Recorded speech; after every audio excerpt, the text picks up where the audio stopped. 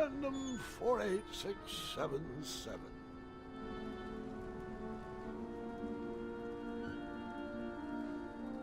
Of course, that in King's Quest 6 you played as Alexander, Graham's son. Yeah. So who do you think is Gwendolyn? Is she Alexander's kid, or is Garth Alexander's kid? Or is it like another kid I altogether? think Gwendolyn is Alexander's kid. Oh,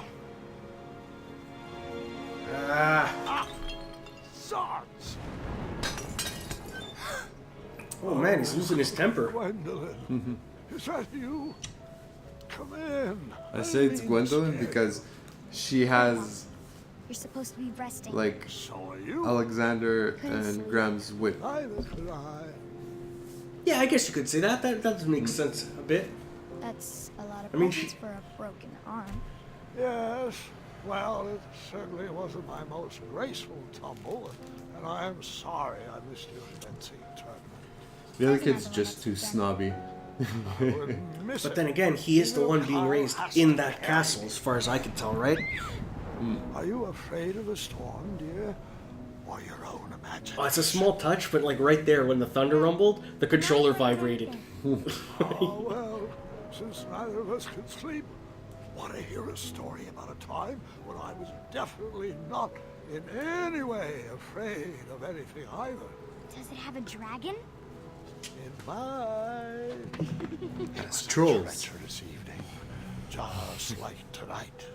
As an adventurer, a goblin kidnapping would have been a fun romp, but as a new king, it was terrifying.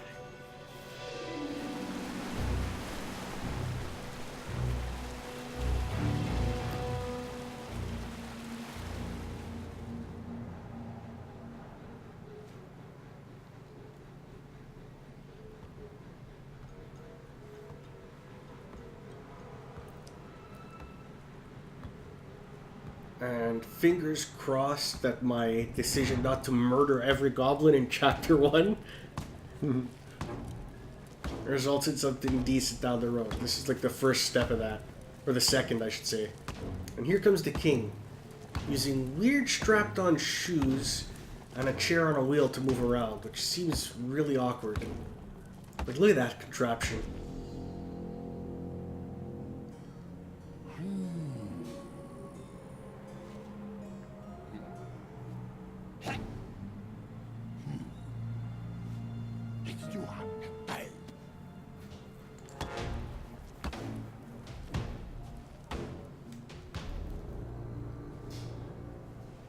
What was that?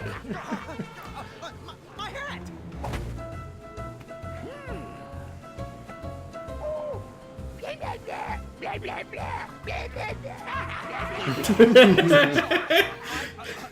I demand to speak to your king. No.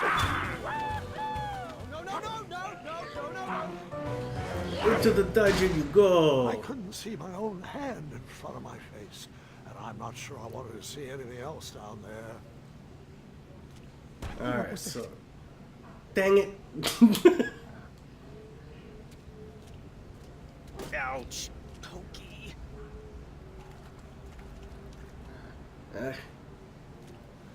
Come here, lizard.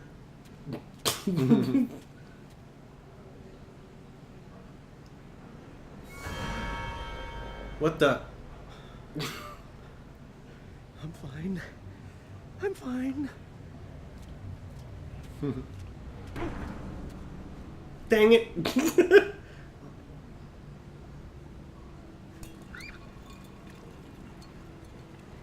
Oh. Puzzle number 1. You want to get that? Do you chase the lizard like a Riri? Now you pick up that little lizard or the And- jar. Dang it. Gotcha. Got it. I shall call you Newton.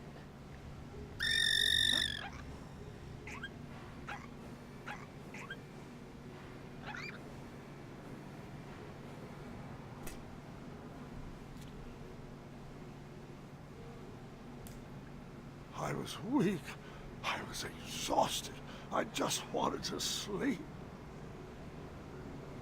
And here is Just a bit more strength, and I'll be able to do it.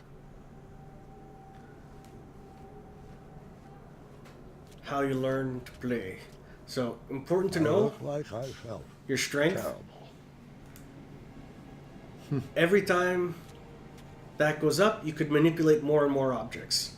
And this is how it teaches you that. You don't have the strength to use that. It needs one power, because it's got one rock attached to it. Too weak to work that lever.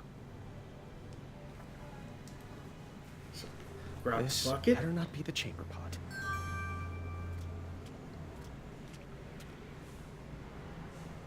Put the bucket over this grate.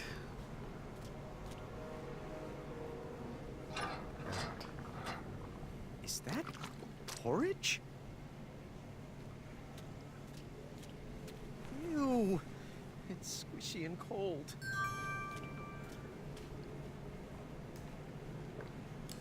And eat the bucket full of porridge. That's disgusting looking. I instantly felt a bit better, but still far from my normal strength. Then I vomited and ate it up again.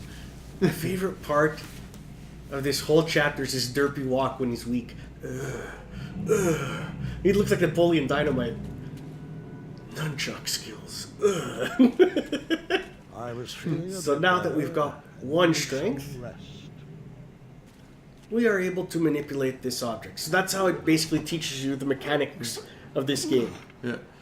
It's a clever way to like sort of ease you into the puzzle solving. Good night, Newton. And good night, Sally. Good night, Finn. Sleep tight, Leapy. Good night, Fuego. Sweet dreams, friends.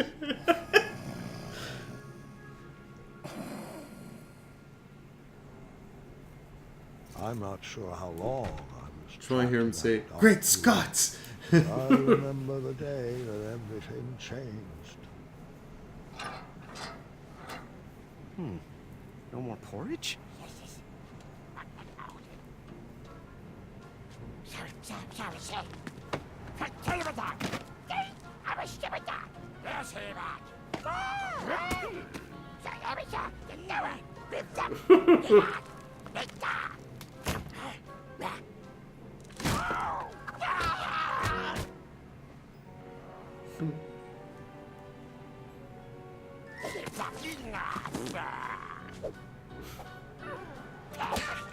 These goblins are so charming. Those horrible goblins wanted me to do their chores, and I had no choice but to obey. Chores? That's even worse than being locked up. What monsters?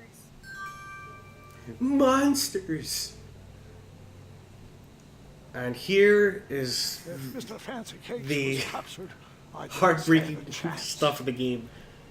Just like in Chapter 1, no matter what you do, you couldn't save a Chaka, there's a hard choice to make in this one.